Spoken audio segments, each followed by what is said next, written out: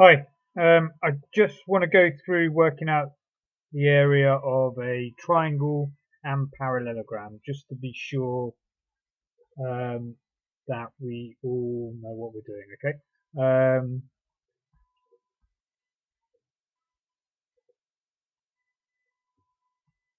Okay, area of triangle and parallelogram. So they're two different shapes. Let's start with a triangle. Nice easy triangle to start with is a right angle triangle. We know it's a right angle if we put a little square in the corner. Okay, we can have a base and a height. Now what's important here to work out the area is we need the perpendicular height.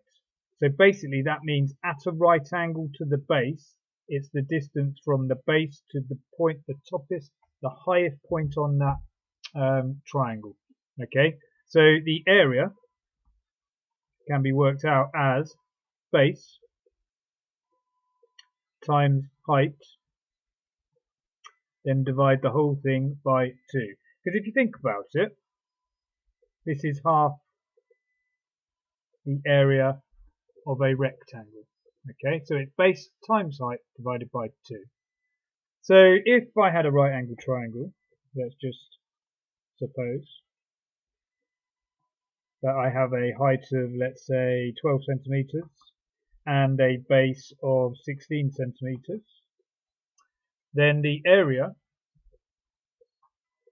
would be equal to 12 times 16 all divided by 2. Working out 12 times 16, 10 times 16 is 160, 2 times 16 is 32. Add the two together, I think we get 192 divided by 2.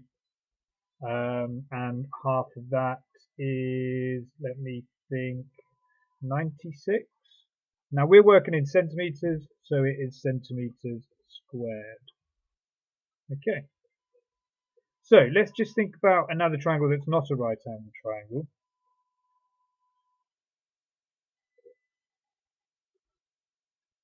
Okay, that is not a right angle triangle. But if we have this perpendicular height and we have this base, then we can still work out the area of a triangle, or the triangle. So let's just suppose this is 20 millimeters high.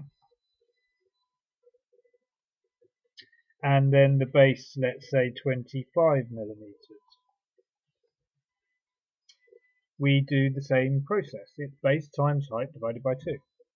So it is 20 times 25 divided by 2. 10 times 25 is 250, so 20 is 500. 500 divided by 2 is 250. So therefore the area is 250, and this is now millimeters, and its area, so it's millimeters squared. Okay, so that's half of it. Once I go through this other bit, parallelogram, please open the worksheet and then have a go at the questions on the worksheet. So, parallelogram. What's important about parallelogram is it has two pairs of parallel sides. These two are parallel, and we use the arrows to identify that. And these two are parallel, and we use the different arrows because clearly this is not parallel to this. Okay, so I can't use just the one arrow.